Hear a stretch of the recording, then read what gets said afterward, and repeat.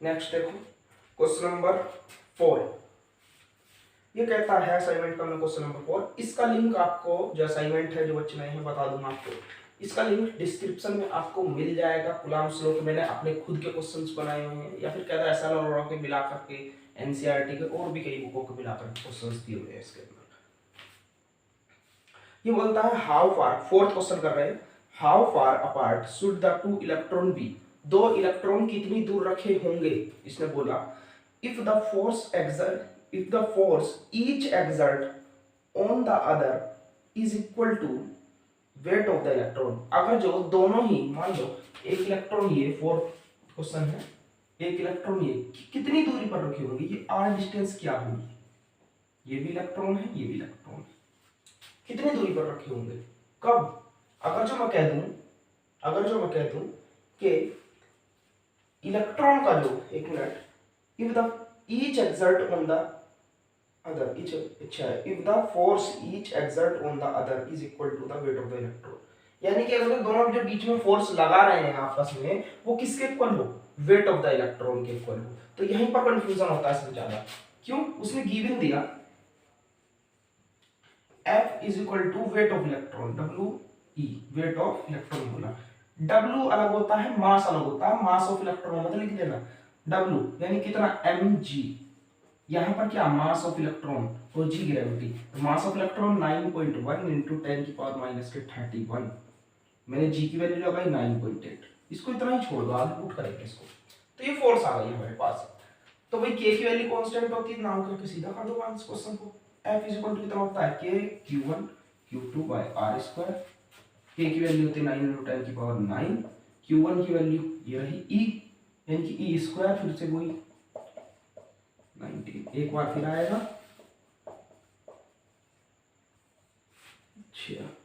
ये बीच की distance 6 force हो गई, तो ये कहीं अभी नहीं पुट करते, चलो इसको r जो हमें निकालना है, अच्छा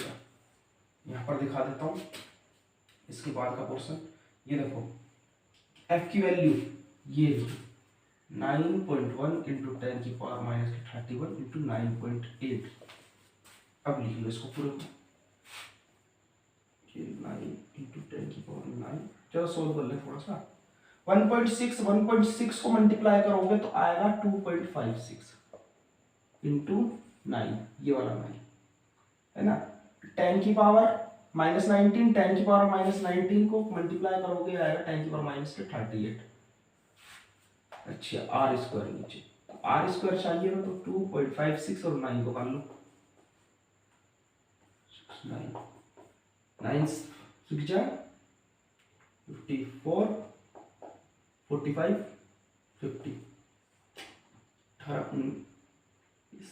23 होगा, 23.04, इन दोनों को मल्टीप्लाई करने के बाद आया माइनस 38, ये पूरी वैल्यू उठकर नीचे, मैंने बोला 9.1 टू 10 की पावर माइनस के 31, 9.8,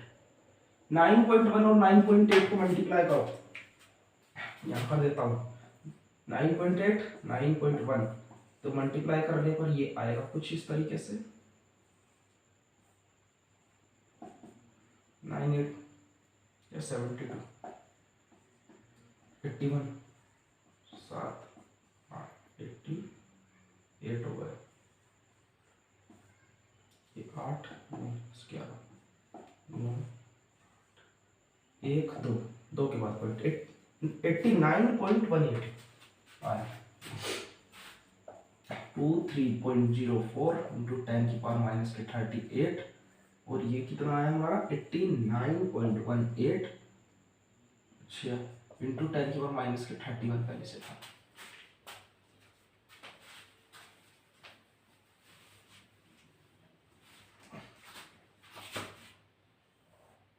देखो ये इतना, इसको इससे काटो, ये मैंने यहीं पर रखा, इसको ऐसे ही,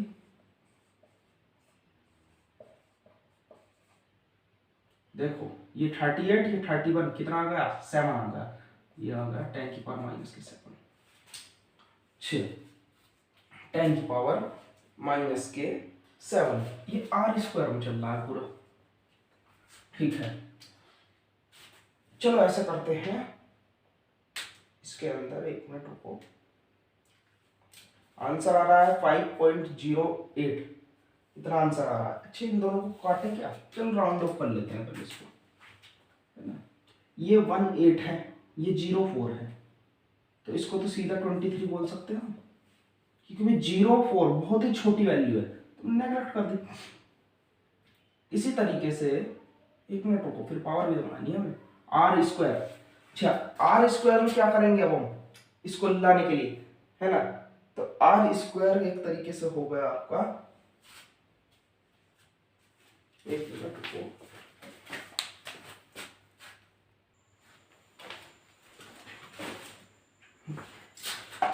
तो ये आ रहा था ना, देखो हमने इसमें एक चीज मिस कर दी, जब हमने भाई 10 की पावर माइनस 38, लेकिन वो जो लिखते हैं के की वैल्यू 9 इंटू 10 की पावर 9, ये चीज मिस कर दी हमने इसमें से 10 की पावर 9।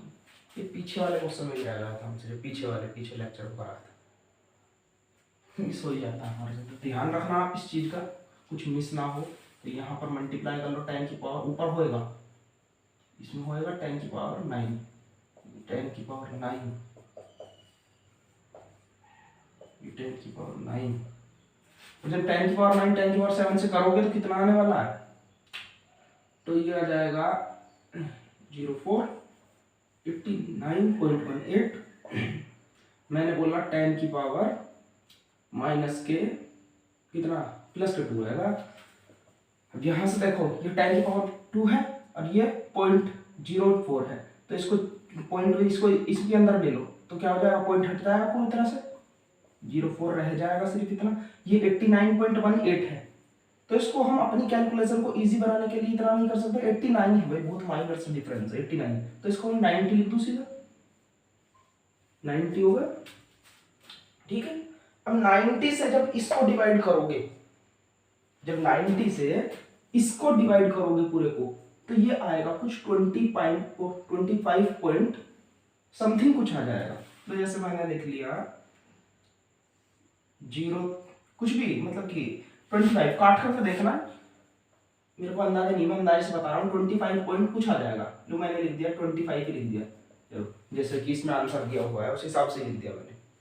है ना। इसके आसपास ही आएगा, आंसर इतना नहीं है, आंसर थोड़ा कम है, ज्यादा है, हल्का हल्का सा, बहुत ही हल्का ज्यादा है, तो अप्रोक्सीमेट नहीं आता है, बहुत बड़ी बड़ी वैल्यू होती है।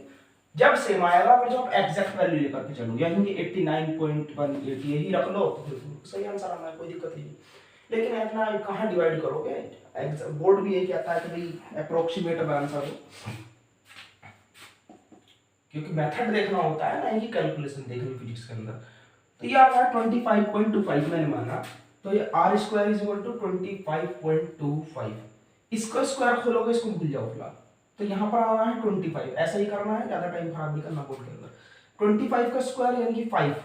इसका करोगे तो ये 0.5, ना भी हो रहा हो आप पर इसका स्क्वायर तो आंख बंद करके अंदाजे से लिख देना, जैसे मान लो यहाँ पर 0.6 हुआ है ना, क्या स्क्वायर करोगे इसका, तो कुछ भी लिख दो, 0.2 लिख दो अंदाजे से, ब्रैकेट में लिखना अप्रोक्स, बिल्कुल ठीक आंसर माना जाएगा, कोई दिक्कत नहीं। ऐसे दिखानी वैल्यू यही है, यहाँ पर ध्यान रखना, एग्जाम में वैल्यू तो इतनी दिखाओगे, अब जो रफ में सॉल्व करके इसको 90 लेकर के रफ में सॉल्व करके सीधा इतना दिखा देना, ठीक है।